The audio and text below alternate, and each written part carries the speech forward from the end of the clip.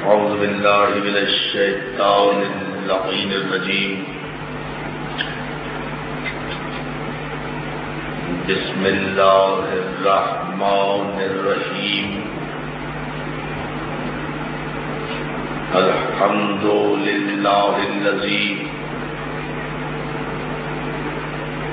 هدانا لهذا وما كنا لنهتدي لولا أن هدانا الله.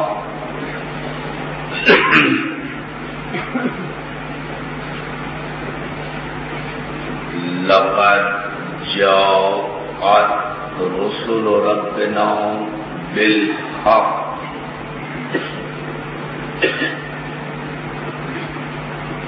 والصلاة والسلام والتحية والإكرام على سيد أسلم ما في الوجود سر الله في كل موجود نقطة دائرة الوجود صاحب اللواء الحمد والمقام المحمود سيدنا الممجد المصطفى الأمجد المحمود الأحمد أبو القاسم أذانان سید الشہداء ادا خان ابو طالب میں انجمن محبان حسین اہلیان نگر کے زیر تمام عشر محرم کی یہ تیسری تقریر آپ کے جذبے ایمانی کی نظر ہے. ہماری تاریخ ہمارا عنوان ہے اور ماشاءاللہ آپ جس جذبہ ایمانی سے جس بڑی تعداد میں جس جوش و جذبے کے ساتھ ان تقاریر کو سماعت فرما رہے ہیں وہ ہمارے لیے سبب حوصلہ افزائی ہے.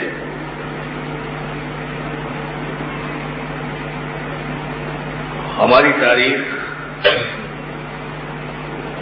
اس عنوان کو قرار دینے کا مقصد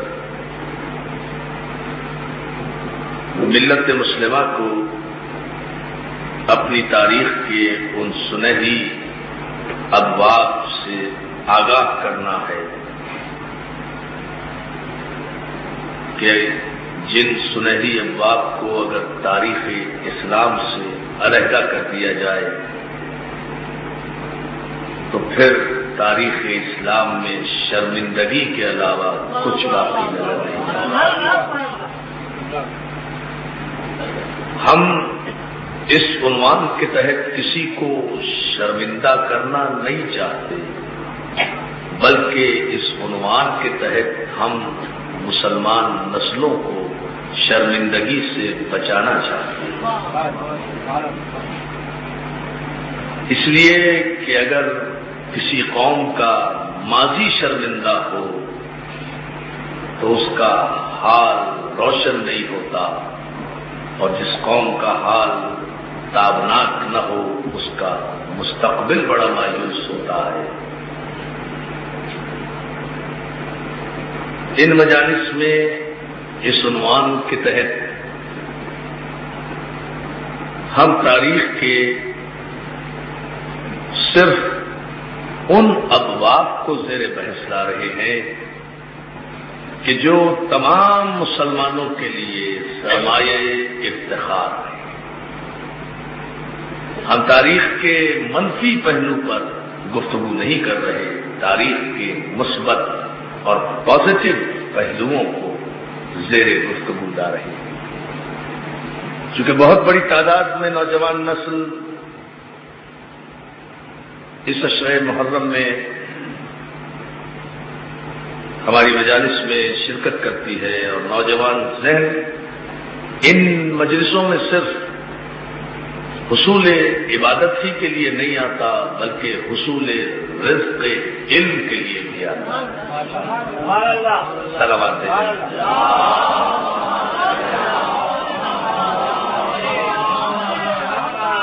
میں تو مسلسل 4 مجلسیں پڑھ کر آ رہا ہوں، اس لیے ابھی آہستہ آہستہ بولوں گا۔ آپ تو ذرا آواز بلند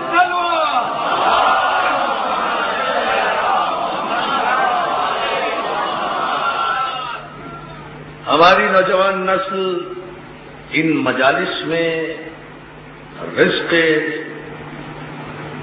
علم کے حصول کے لیے آتی ہے۔ ان 10 دنوں میں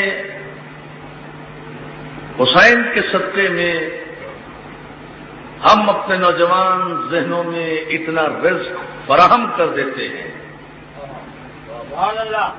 کہ سال بھر تک انہیں کسی دروازے پر جانے کی ضرورت نہیں ہوتی۔ ان 10 دنوں میں سید الشہداء کی مجالس کے صدقے میں اس قدر علم اور یقین ہمارے نوجوان ذہنوں میں مرتسم ہو جاتا ہے کہ پھر سال بھر تک وہ کہیں بھی جائیں ان کا یقین متزلزل نہیں ہوتا۔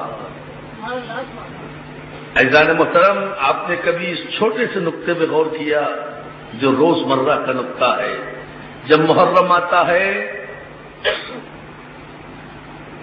اور جب محرم کا چاند طلوع ہوتا ہے تو بڑی تیزی سے پوسٹر اور پمفلٹ مارکیٹوں میں آ جاتے ہیں اور جن کا لب لباب یہ ہوتا ہے مجلس میں نہ جانا، ماتم میں نہ جانا، جلوس میں نہ جانا، تقریر نہ سننا، مجلس نہ سننا، علم نہ دیکھنا، تابوت نہ دیکھنا، یہ ہو جائے گا، وہ ہو جائے گا۔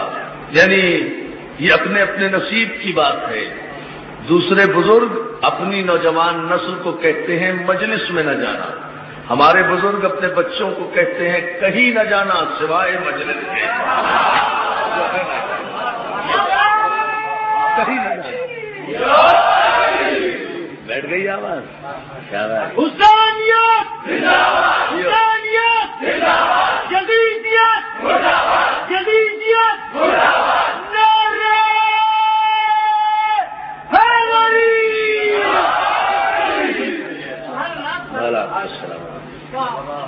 اب آپ دونوں کی اپروچ کا فرق دیکھیں، بڑے منطقی انداز میں، بڑے ٹھنڈے ٹھنڈے انداز میں باتیں کروں گا آپ سے۔ دنیا کے بزرگ اپنے بچوں کو کہتے ہیں سب جگہ جانا، مجلس میں نہ جانا۔ ہمارے بزرگ اپنے بچوں کو کہتے ہیں کہیں نہ جانا، مجلس میں جانا۔ وجہ کیا ہے؟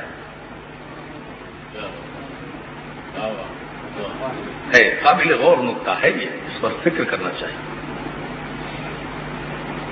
اور پھر یہ بڑی عجیب بات ہے کہ ہم صرف ان 10 دنوں میں اپنے بچوں کو، اپنے نوجوانوں کو مجلسوں کی طرف متوجہ کرتے ہیں اور انہیں آمادہ کرتے ہیں کہ وہ مجالس میں آئیں، ذکر آل محمد سنیں، اور اس کے بعد ہم مطمئن ہو جاتے ہیں کہ اب سال بھر تک یہ کہیں بھی جائیں دنیا کی کوئی طاقت انہیں زیادہ حسینیت سے ہٹا نہیں سکتی۔